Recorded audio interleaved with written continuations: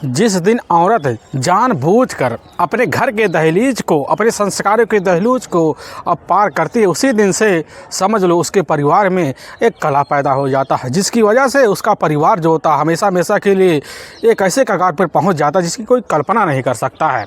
आज की घटना में सेम कुछ ऐसे होता है। एक महिला होती है, अपनी ज़िंदगी संवारने के लिए पति दर पति बदलती रहती है, लेकिन एक दिन उसकी ज़िंदगी में ऐसा वक्त आता है जिसकी वजह से वह खुद अपने ही एक दोस्त को लेकर जेल सलाखों के पीछे पहुंच जाती है। लेकिन जब सच्चाई निकल के आती है सुनने के बाद लोग हैरान और परेशान भी हो जाते हैं।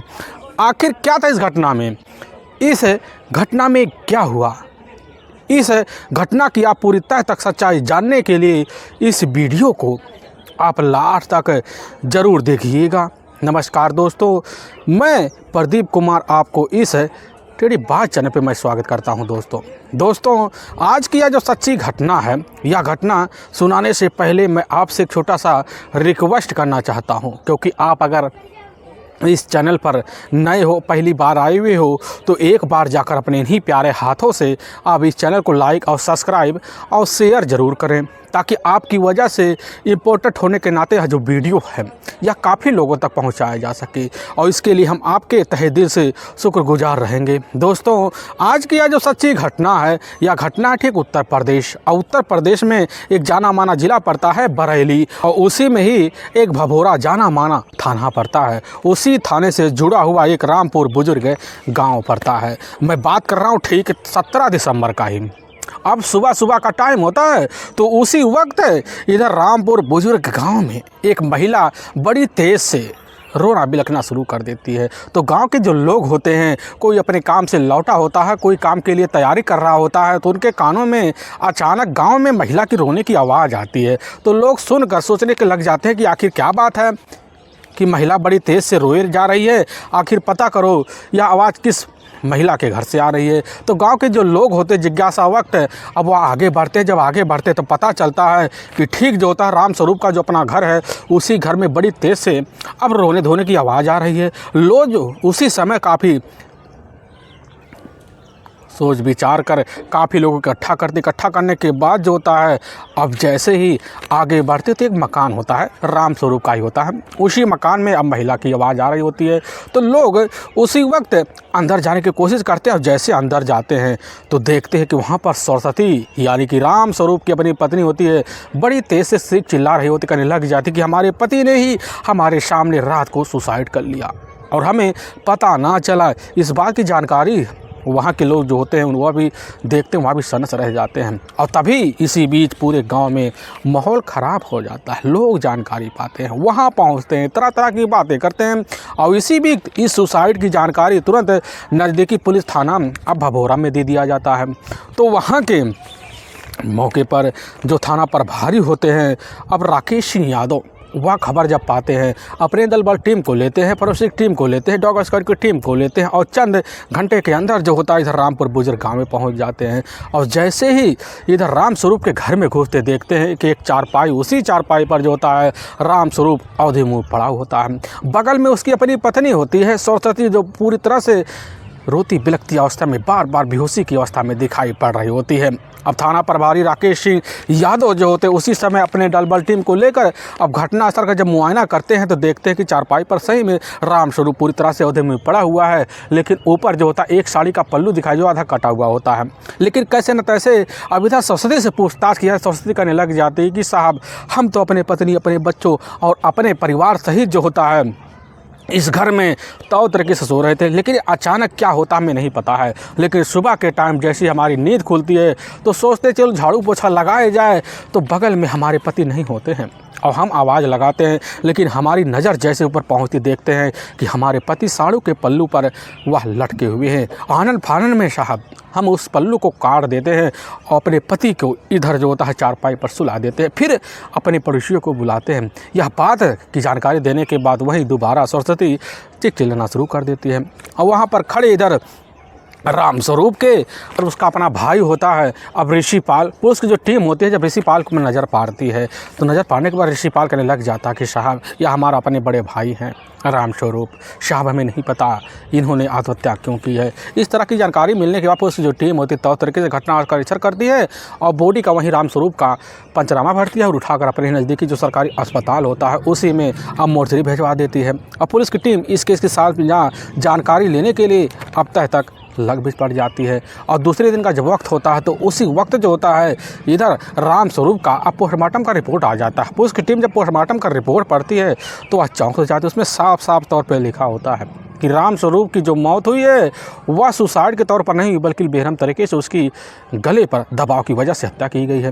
पुलिस की टीम वही सोचकर हैरान रह जाती है कि आखिर जो होता है उस वक्त उस घर में सरस्वती के अलावा उसके बच्चे के अलावा कोई था नहीं, आखिर उसकी हत्या कौन कर सकता है। पुलिस का जो शंका होता है सरस्वती के ऊपर घूम जाता है। इसीलिए पुलिस की जो टीम होती है अब सरस्वती से पूछताछ करने के लिए जो होता है ठीक है सरस्वती के घर पहुंच जाती है।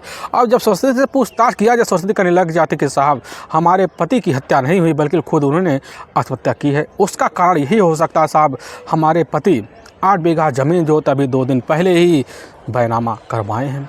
लेकिन हाँ साहब हमें यहाँ तक जानकारी है कि वह अपने छोटे भाई और अपनी माँ की जो ज़मीन है वह भी बैनामा कराना चाहते थे, लेकिन साहब उसकी जो अपनी माँ होती है जो भाई होते तुरंत बेदखल कर देते हैं, जिसकी वजह से हमारे पति उसी के बीच काफ़ी मनमुटाव में रह जाते हैं। हमें पूरी तरह से यकीन हो गया है कि उसी की वजह से हमारे पति ने आत्महत्या की है। और पुलिस की जब टीम होती है यह बात सब सुनती है। सुनने के बाद एक टीम अब ऋषिपाल से जाकर पूछताछ करती है और ऋषिपाल से जब पूछताछ किया जाता है तो ऋषिपाल पुलिस के सामने कहने लग जाता कि साहब हमसे तो इस बारे में हमारे बड़े भाई से बात तक नहीं हुआ है कि वह हमारे ज़मीन बेचना चाहते हैं और हमारी माँ से भी नहीं बात हुआ है।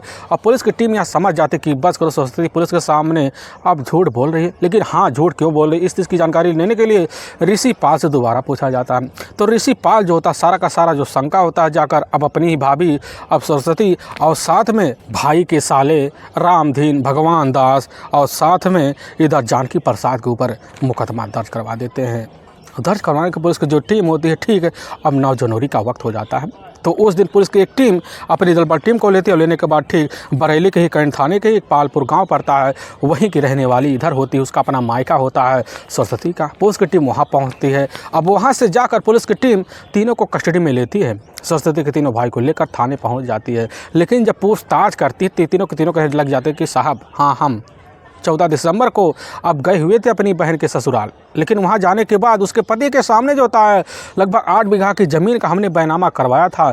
लेकिन साहब 16 दिसंबर को हम तौर तरीके से वापस तीनों भाई अपने गांव लौट आए। लेकिन साहब हमें नहीं पता था कि हमारे जीजा इस तरह का कारनामा खुद कर सकते हैं। पुलिस को यकीन नहीं होता है कि आखिर इनकी बात में कितनी सच्चाई है। पुलिस को लगने लग जाता कि हो सकता अपनी बहन के इधर नामे करवाने के लिए तीनों भाई मिलकर इस तरह का कारनामा किया हो। इसीलिए पुलिस की जो टीम होती है दूसरी एक टीम लेती है और लेने के बाद ठीक पहुंच जाती है अब पालपुर गांव और वहां से जाकर इधर रामवीर और भगवान दास और जानकी प्रसाद को दोबारा अपने ही कस्टडी में लेती है और लेकर अब थाने पहुंच जाती है। और थाने पहुंचने के बाद पुलिस की जो टीम होती है इनके ऊपर सख्ती दिखाना शुरू कर देती है। और तभी इसी बीच की जो जानकारी होता है अब सरस्वती को लग जाता है और ठीक 11 जनवरी का वक्त होता है। उस दिन जब पुलिस की टीम थाने में इधर जाकर तीनों भाइयों से सख्ती के तहत काफ़ी तौर तरीके से पूछताछ कर रही होती है तो सरस्वती जब खबर पाती पूरी तरह से हक्का बक्का रह जाती है।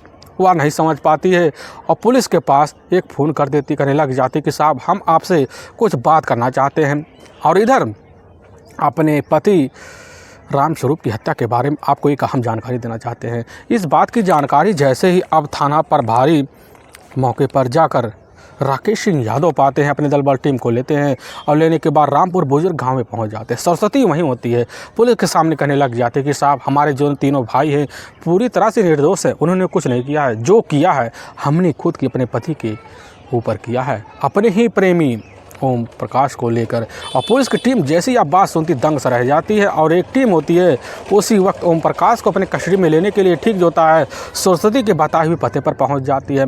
लेकिन जब पहुंचती है और पहुंचने के बाद पुलिस की टीम पता पाती ओम प्रकाश तो अपने घर होता नहीं, इसीलिए पुलिस की जो टीम होती है ओम प्रकाश की इधर तलाशी करने के लिए मुखबिर की व्यवस्था करा देती है। और मुखबिर जो होते हैं तरह तरह की जानकारी देते, पता चलता है कि ठीक जो होता है ओम प्रकाश का जो गाँव है उस गाँव के बाहर एक मोड़ होता है, वहीं पर कुछ यार दोस्तों के साथ मौके पर ओमवीर इधर मगन होता है। पुलिस की टीम पहुंचती है और पहुंचने के बाद मुखबिर के द्वारा उसको वहीं से कस्टडी में लिया जाता है, ले आकर थाने में पेश कर दिया जाता है। और इधर ठीक 12 जनवरी का दिन होता है, रात का लगभग 8 बजे के आसपास का टाइम होता है। पुलिस की टीम जैसे थाने में ले आती है, ओमवीर के ऊपर सख्ती दिखाती है तो तौर तरीके से मिलकर सरस्वती के पति इधर राम स्वरूप की हत्या का जुल्म कबूल कर लेता है। लेकिन थाने में पहुंची इधर सरस्वती भी सामने ओमवीर को देखती है, दोनों एक दूसरे को देखकर उनके अंदर एक स्वाभाविक भावना पैदा होती है, जिसकी वजह से बड़ी जल्दी इधर जाकर राम स्वरूप की हत्या का जो जुल्म कबूल करते हैं, जो सच्चाई रखते हैं। इससे सुनने के बाद लोगों को अपने कानों पर कतई यकीन नहीं होता है। असल में उत्तर प्रदेश का जाना माना जिला पड़ता है बरेली और उसी में ही कैंट थाना लगता है और ठीक उसी से अब सटा हुआ एक पालपुर गांव पड़ता है। उसी गांव के रहने वाले होते हैं इधर पतिराम, उनके परिवार में उनकी अपनी पत्नी भी होती है सोना देवी। उनके टोटल 4 बच्चे होते हैं, जिसमें 3 इधर बेटे और 1 बेटी होती है। लेकिन इधर पतिराम मौके पर एक गरीब परिवार से जूझ रहे होते हैं। उनके परिवार में उनके जो 3 बेटे होते हैं मौके पर थोड़े बहुत पढ़े लिखे तो होते हैं, क्योंकि उनके पास इतने पैसे नहीं होते कि आगे की पढ़ाई वह पतिराम 3 बेटों को करवा सके। और साथ में घर में पल रही एक इकलौती बेटी होती है सरस्वती, उसको भी पूरी पढ़ाई करवा सके। लेकिन समय के साथ सरस्वती जब पढ़ाई पूरी कर लेती है तो पढ़ाई में उसका आगे मन नहीं लगता, जिसकी वजह से अब अपनी माँ अब सोना देवी के साथ अपने घर में रहकर अब गृहस्थी का काम संभाल लेती है। लेकिन समय के हिसाब से सरस्वती को आभास हो जाता है कि हम हैं बड़ी खूबसूरत, हमें भी अपनी ज़िंदगी संवारने के लिए लड़कों का सहारा लेना चाहिए, जिसकी वजह से अब सरस्वती जो होती काफ़ी लड़कों से दोस्ती कर लेती है और गांव में उसके नाम के चर्चे होने शुरू हो जाते हैं। और चर्चे के बीच अब यह खबर पूरे मोहल्ले में फैल जाती है, लोग तरह तरह के चर्चे करते हैं। लेकिन यह खबर जाकर पतिराम को जब लगता पूरी तरह से सन्नस रह जाता है, क्योंकि वह उनकी इतनी बस की बात होती नहीं है कि जाकर उन लड़के से बोलचाल भाषा के तहत बात कर सकें। इसलिए पतिराम फैसला लेते अपने बेटी की शादी तौर तरीके से हमें करा देना चाहिए और तभी अपनी बेटी की शादी कराने के लिए जोर तरीके से मेहनत करना शुरू कर देते। ठीक 10 साल पहले जो होता है उनको एक अपने रिश्तेदार के द्वारा पता चल जाता है कि ठीक जो होता है जो मथुरापुरा है सीबीगंज थाना का है, उसी गांव का रहने वाला ओम प्रकाश होता है। ओम प्रकाश के परिवार में काफ़ी खुशमय जीवन है। ओम प्रकाश देखने में काफ़ी हट्टा कट्टा भी है, मौके पर मेहनत मजदूरी भी करता है, उसके पास ठीक ठाक ज़मीन भी है। इस चीज़ की जानकारी पाने के बाद पतिराम ओम प्रकाश के परिवार से बात करते हैं और बात करने के बाद जो होता है अब इधर जाकर अपनी बेटी सरस्वती की शादी ओम प्रकाश से कर देते हैं। ओम प्रकाश बड़ी खूबसूरत पत्नी पाकर उसकी खुशियों का कोई ठिकाना नहीं रहता और बड़ी जल्दी जो होता है तो तरीके से सरस्वती की बात को मानना शुरू कर देता है। जब मानने लग जाता है तो रहते रहते शादी के लगभग कुछ ही महीने का वक्त बीतता है और इसी बीच जो होता है ओम प्रकाश सरस्वती के सारे खर्चे को उठाते उठाते इतना परेशान हो जाता है कि दोनों के बीच जो होता है मन मुटाव पैदा हो जाता है, झगड़े तकरार चलने लग जाते हैं। शादी के 1 साल भी नहीं बीत पाते हैं और ना बीत पाने के बाद जो होता है इधर सरस्वती पूरी तरह से घर में कलह पैदा कर देती, जिसके बाद सरस्वती ठान लेती और हमेशा हमेशा के लिए अपने ही मायके अपने पिता के पास आ जाती है। और जब आ जाती है अपने पिता के ऊपर बोझ लगना शुरू हो जाती है। उसके तीनों भाई जो होते हैं अपनी बहन के हर बातों में आते रहते हैं, जिसकी वजह से अपनी बहन की हर बात को स्वीकृति देते। इधर पूरी तरह से सरस्वती अपने मायके में खुल जाती है। तभी सरस्वती की मुलाकात जाकर अब इधर बदाऊ के एक जाने माने अब टिकटगंज इलाका पड़ता है, उसी इलाके का रहने वाला होता है पप्पू। और पप्पू से एक बाज़ार में जाकर सरस्वती की मुलाकात हो जाता और जब मुलाकात होता है दोनों एक दूसरे को जानते हैं, पहचानते हैं और समय के हिसाब से दोनों एक दूसरे के रंग में ढप जाते हैं और ढंगने की वजह से दोनों अब साथ घूमना फिरना भी चालू कर देते हैं। और इसी बीच पप्पू से इस तरह प्रेम प्रसंग जो होता है सरस्वती का चालू हो जाता है कि दोनों के बीच रिश्ते पर अब जाते हैं। लेकिन इधर जो होता है दोनों अब शादी का फैसला लेते हैं और शादी के तहत जो होता है अपनी ज़िंदगी गुजारने के लिए अहम कड़ी में जुड़ जाते हैं। दोनों जाकर एक मंदिर में रीति रिवाज के तहत जो होता है अब शादी कर लेते हैं। अब इधर जो होता है अपने पति ओम प्रकाश से सारा नाता तोड़ देती और तोड़ने के बाद पप्पू के साथ जाकर अब उसी के ही निवास मकान में रहने लग जाती है। और जब रहते रहते वह एक बेटी की अब माँ भी बन जाती है। माँ बनने के बाद जो होता है उसके जीवन में खुशियों का कोई ठिकाना नहीं रहता, लेकिन समय के हिसाब से जो होता है ओम प्रकाश अपनी ज़िंदगी में उलझ जाता है। लेकिन दूसरी तरफ इधर पप्पू और सरस्वती अपनी ज़िंदगी में पूरी तरह से खुशनुमा होते हैं। लेकिन जब इधर दोनों के बीच थोड़ी बहुत वक्त गुजरता है, वक्त गुजरने के बाद समय बड़ा खुशहाल बदल जाता है।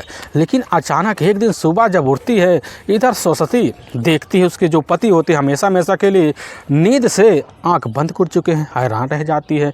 लोग इकट्ठा होते पता चलता है पप्पू इस दुनिया को छोड़ के जा चुका है। लेकिन वहाँ पर अपने आप को संभालती लगभग 3 से 4 महीने का वक्त निकाल लेती है। लेकिन इसी बीच सरस्वती के वहाँ के लोगों से ताना मारना शुरू हो जाती है, जिसकी सरस्वती को जिम्मेदार ठहराना शुरू कर सरस्वती वहाँ परेशान हो जाती है। कैसे ना तैसे कर फिर वहाँ से अपना छुटकारा लेती है और लेने के बाद दोबारा अपने मायके चली आती है। और मायके में आकर अब इधर जो होता तौ तरीके से अपने भाइयों के घर गृहस्थी में उलझ जाती है और रहना शुरू कर देती है। लेकिन दूसरी तरफ जो होता है इधर एक भभोरा जाना माना थाना पड़ता है और रामपुर बुजुर्ग गाँव पड़ता है। उसी गाँव के रहने वाले अब रछपाल होते हैं। रछपाल के टोटल इधर 2 ही बेटे होते हैं, एक राम स्वरूप और एक ऋषिपाल होता है। अब राम स्वरूप जो होता है थोड़ा बहुत पढ़ा लिखा होता है, उसके पास काफ़ी सारे खेतीहर ज़मीन होते हैं, लगभग 12 से 13 बीघा ज़मीन होते हैं, जिसकी वजह से इधर राम स्वरूप जो होता है उसी की बदौलत अपने परिवार का भी खर्चा अब देख पाता। उसके माता पिता भी उसकी तरह अपने हिसाब से ढल पल जाते हैं। लेकिन इधर राम स्वरूप जब शादी के दिन पहुंच जाता है तो उसके माता पिता की यही चाहत होती है कि हमारे पास घर गृहस्थी और साथ में उपजाऊ ज़मीन की कोई कमी नहीं है, हमारे बेटे के लिए अच्छा रिश्ता आना चाहिए। जिसकी वजह से राम स्वरूप अब जो भी लड़की देखने के बाद उसको तुरंत कोई ना कोई कमी निकाल कर अस्वीकृत कर देता, जिसकी वजह से अस्वीकृत करते करते राम स्वरूप की उम्र जो होता है बड़ी तेज़ी से भागना शुरू हो जाता है। और इधर जो होता है रछपाल और उनकी जो पत्नी होती है अब मोरकली, वह भी परेशान हो जाते हैं अपने बेटे के अब चाहत को लेकर। इधर उम्र ना जाने कब पार होने लग जाता है, ना रछपाल ना मोरकली को पता चलता है। और रछपाल यही सोच लेते हैं कि अब हमारा बेटा शादी के दिल को पार चढ़ चुका है, उसकी शादी हमें कैसे न तैसे करा देना चाहिए। जिसके लिए अब वह खुद जो होता है शादीशुदा औरत है या कोई ऐसी औरत जो विधवा हो ढूंढना शुरू कर देते हैं। काफ़ी मेहनत करते हैं, तभी इधर जो होता है पता चल जाता है सरस्वती के बारे में। और जब सरस्वती के बारे में पता चलता है तो इधर जाकर खुद रछपाल जो होता है सरस्वती के अब पिता से बात करते हैं। और सरस्वती के जो पिता होते तुरंत आते हैं। आने के बाद जो होता है सीधा का जाकर इधर राम स्वरूप का देख रेख कर देते हैं। और देख रेख होने के बाद दोनों एक दूसरे को पसंद कर लेते हैं। अब दोनों शादी के रिश्ते में बन जाते हैं, दोनों की भी शादी हो जाती है। तो तरीके से शादी होने के बाद दोनों अपनी ज़िंदगी को जीना शुरू कर देते हैं। अब इसी बीच राम स्वरूप और साथ में सरस्वती के बीच टोटल 2 बच्चे हुए, जिसमें एक बेटा और एक बेटी हो जाते हैं। परिवार खुशनुमा तरीके से अब चलना शुरू हो जाता है। और जब चलने लग जाता है तो चलते चलते जो होता है अब कुछ ही महीने का वक्त बीतता है। और बीतने के बाद जो होता है इधर फिर पूरे ग्राम में पूरे घर में एक कला पैदा जो होता है मोरकली और साथ में सरस्वती के बीच पैदा हो जाता है। हर बार सास और साथ में बहू के झगड़े की वजह से पूरा घर परिवार परेशान हो जाता है। इसकी जानकारी जो होता है अब जाकर सरस्वती के ससुर को लग जाता है, समझ जाते हैं मामले को। और उसी वक्त अपने बेटे और अपनी बहू को अलग करने का फैसला लेते हैं। और इधर सरस्वती तुरंत जो होता है अपने पैतृक मकान में जाती है और अपने पति अपने दोनों बच्चों को लेकर रहना शुरू कर देती है। वहाँ रहकर सरस्वती के खुशियों को ठिकाना ना रहता है, क्योंकि वह समझती है अब यहाँ हमें खुला माहौल मिल जाएगा और तौर तरीके से अपनी ज़िंदगी बिताएंगे और अपनी घर गृहस्थी में लग पड़ जाएंगे। यही सब सोच साल का सरस्वती और साथ में राम स्वरूप तौर तरीके से रहना शुरू कर देते हैं। अब रहते रहते इधर जो होता है सरस्वती की मुलाकात जो होता है पड़ोस में जाकर ओमवीर से हो जाता है। ओमवीर के जो पिता होते हैं मौके पर इधर हरि बाबू होते हैं, जो एक आबकारी विभाग में उनकी नौकरी होती है। उनके पास टोटल इधर 6 बच्चे होते हैं, जिसमें 4 लड़के होते हैं और टोटल 2 बेटियां होती हैं। दोनों बेटियां ऑलरेडी शादीशुदा होती हैं और 3 बेटे भी ऑलरेडी शादीशुदा होते हैं। और घर में उनका जो सबसे छोटा बेटा होता है ओमवीर होता है। ओमवीर अपने हिसाब से अपनी ज़िंदगी जो होता है एक हीरोपंथी की तरह जीता है, लेकिन इधर पड़ोसी होने के नाते जो होता है राम स्वरूप से उसकी काफ़ी अच्छी खासी दोस्ती होती है। रिश्ते में जो होता है भाई का रिश्ता जोड़ लेता है। आना जाना जो होता है इधर धीरे धीरे राम स्वरूप के घर ओमवीर जब शुरू कर देता है तो उसकी मुलाकात जाकर एक दिन अपने सामने पड़ रही सरस्वती हो जाता है। और सरस्वती को जब देखता है तो भाभी देवर का रिश्ता बनाता है, हंसी ठिठोली करना शुरू कर देता है और इधर जो होता मन मन चाहने लग जाता है। और तभी एक दिन सरस्वती नहा धोकर शीशे के सामने खड़ी होती है और उसी वक्त जो होता है ओमवीर आके पीछे से खड़ा हो जाता है। लेकिन शीशे में सरस्वती जो होती ओमवीर की हरकतों को उस समय पूरी तरह से पहचान लेती है और पीछे मुड़ती हाथ पकड़ लेती है और फिर एक कमरे में ले जाती है। फिर वहाँ सारे पति धर्म को तोड़ते हुए अब इधर ओमवीर के साथ संबंध बना जाती है। उस दिन का संबंध का जो सिलसिला होता है भाभी देवर के रिश्ते के नाते चलते चलते कई महीनों का वक्त बीत जाता है। पूरे मोहल्ले में जो होता है चोरी छुपे अब इनके नाम के चर्चे भी होने लग जाते, लोग तरह तरह की बातें करते हैं। लेकिन इसी बीच इसकी जानकारी जाकर कैसे ना तैसे चलकर इधर राम स्वरूप को लग जाता। और जब राम स्वरूप पता पाता तो उसी दिन से जो होता है अपने घर ओमवीर को आने से मना कर देता है। लेकिन इधर पूरी तरह से सरस्वती ओमवीर के प्यार में इस तरह अंधी हो जाती है कि ओमवीर को पाने के लिए अब चोरी छुपा रास्ता अपनाना शुरू कर देती है।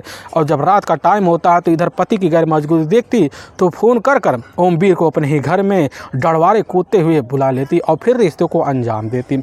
अब यह सिलसिला जो होता चलते चलते लगभग कई महीनों का और सालों का वक्त निकलने वाला हो जाता है। और इसी बीच जो होता पूरी तरह से अपने सारे ज़िंदगी को सौंपते हुए इधर ओमवीर को अपनी ज़िंदगी का एक पति बना लेती है। लेकिन इसी बीच जो होता है अब जैसे ही दिसंबर साल 2014 का दूसरा सप्ताह लगता है तो उसी बीच जो होता है इधर राम स्वरूप के ऊपर सरस्वती दबाव मारती है कि अपने हिस्से की लगभग 8 बीघा जो ज़मीन है उसको बेच दो और बेचने के बाद जो होता है हम दोनों मिलकर कहीं अच्छा सा मकान ले लेंगे। लेकिन इधर राम स्वरूप जो होता है अपनी मीठी मीठी पत्नी की बातों में आ जाता है और ठीक 8 बीघा का जो ज़मीन होता है उसको बैनामा कराने के लिए अब इधर अपने साले की मदद लेता है। इसकी जानकारी देता है अब जाकर सरस्वती के तीनों भाइयों को लग जाता है। और जब खबर पाते हो तो इधर जाकर अपने जीजा खुद राम स्वरूप की मदद करना शुरू कर देते हैं। लेकिन इसी बीच जो होता है एक दिन खुद आकर राम स्वरूप सरस्वती कह देता पूरी ज़मीन बेचने के बाद हम दोनों मिलकर शहर में जाकर अपना तौर तरीका खुशी भरे ज़िंदगी बिताएंगे। लेकिन सरस्वती जब खबर पाती उसके पैरों नीचे ऐसा लगता ज़मीन खिसक गया, क्योंकि वह सोच लेती है कि अगर हम शहर चले गए तो हमारी मुलाकात जो होता ओमवीर के साथ बंद हो जाएगी और रिश्ते भी बंद हो जाएंगे, जिसकी वजह से वह परेशान रहती है और फ़ोन के द्वारा अपने प्रेमी ओमवीर को इस चीज़ की जानकारी दे देती है। ओमवीर सोचने लग जाता है इसका कौन सा रास्ता निकाला जाए। सरस्वती कह देती इसके लिए हमारे और तुम्हारे पास एक ही तोड़ बच रहा है कि ज़मीन को बेचवा दिया जाए और उससे जो पैसे आए हम दोनों मिलकर तो तरीके से शहर में घर बसाएं। इसके लिए तुम्हें हमारे पति को इस रास्ते से तो हटाना पड़ेगा। और तभी इधर जो होता है दोनों के दोनों मिलकर राम स्वरूप को अपने ही रास्ते से हटाने का बड़ा ही खतरनाक फैसला बना लेते हैं। और तभी जैसे ही अब 14 दिसंबर साल 2014 का वक्त होता है तो उसी वक्त सरस्वती के जो तीनों भाई होते हैं मौके पर इधर अपने ही बहन के ससुराल पहुंचते हैं। अपने ही गांव से आने के बाद अपनी जीजा से मिलते तौर तरीके से पार्टी करते हैं। पार्टी करने के बाद दूसरे दिन का जब वक्त होता है तो शाम के टाइम जो होता है तीनों मिलकर अब इधर लगभग 8 बीघा की जो ज़मीन होता है उसको बैनामा करा लेते हैं। और कराने के बाद इधर खुद जो होता है राम स्वरूप को काफ़ी सारे पैसे मिल जाते हैं। वह पैसे जब पाता है पाने के बाद अपनी ही पत्नी के भरोसे के तहत सरस्वती के हाथों में रख देता पैसे। और पैसे को जब देखती है सरस्वती उसके हाथ चौधिया जाते हैं। आँख चौधियाने के बाद ले जाती अलमारी में रख देती है और सोच लेती है कि इस प्लान को हमें बड़ी जल्दी कामयाब करना है। और ठीक जो होता है जैसे ही अब 14 दिसंबर का शाम का टाइम हो जाता है तो उसी दिन सरस्वती के तीनों भाई अपने अपने गांव के लिए निकल जाते हैं। और जब शाम का टाइम होता 9 बजे के आसपास सरस्वती और साथ में उसका जो अपना पति सरस्वती और दोनों बच्चे मिलकर तौर तरीके से खाने खाते हैं। और सरस्वती दोनों बच्चों को ले जाती है पलंग पे लिटा देती है। अपने पति को देखती है काफ़ी उन्हें थोड़ी सी नींद आना शुरू हो गया है, क्योंकि नशे की गोली पहले से खाने मिला रखती है, जिसकी वजह से अब नशे में जाता है। इधर राम स्वरूप अपने चारपाई में सो जाता है। लेकिन वैसे ही अब रात का 12 बजे के आसपास का टाइम होता है तो उसी वक्त सरस्वती ओमवीर के पास कॉल कर देती है। ओमवीर खबर जब पाता है, पाने के बाद अब इधर दरवाजे के पास पहुंचता है तो दरवाज़ा ना खोलकर इशारा मार देती है और इधर ओमवीर जो डरवाल उसको फांद कर अंदर आ जाता है और बेडरूम में घुस जाता है। वहीं पर सरस्वती ओमवीर को इशारा मारती है, दोनों की रस्सी लेते हैं, उसी रस्सी से गला दबाकर बेरहम तरीके से राम स्वरूप का हत्या कर देते हैं। फिर अलमारी में रखे जो पैसे होते हैं उस पैसे को लेती सरस्वती और अपने प्रेमी ओमवीर के हाथ में पकड़ा देती है और प्लान समझाते हुए वहाँ से रफा दफा कर देती है। और फिर इधर जो होता है हत्या को आत्महत्या दिखाने का नाटक तो तरीके से अब इधर जो होती सरस्वती करना शुरू कर देती है। सुबह के टाइम में सबके सामने नाटकगिरी दिखाना शुरू करती है, लेकिन इसी नाटक में वह खुद लज जाती, जिसकी वजह से सारी सच्चाई खुद जाकर इधर 12 जनवरी साल 2015 को पुलिस के सामने दोनों के तहत आ जाता है। लेकिन थाने में जो सच्चाई ओमवीर और साथ में सरस्वती रखते हैं, इसे सुनने के बाद हर कोई हैरान और परेशान हो जाता है। अब पुलिस की जो टीम होती है दोनों को ले जाती है, वहाँ के कोर्ट में पेश कर देती है और कोर्ट में दोनों के ऊपर काफ़ी गंभीर धारा में मुकदमा दर्ज करके ले जाकर हमेशा के लिए जेल के सलाखों के पीछे डाल देती है। दोस्तों, हमें इस घटना का सुनाने का जो उद्देश्य है किसी के दिल को ठेस पहुंचाना नहीं है, बल्कि आपको यह बताना कि आप जहां भी रहें आप सावधान और सतर्क जरूर रहें। दोस्तों, फिर मिलेंगे एक नए वीडियो के साथ, तब तक के लिए जय हिंद और जय भारत।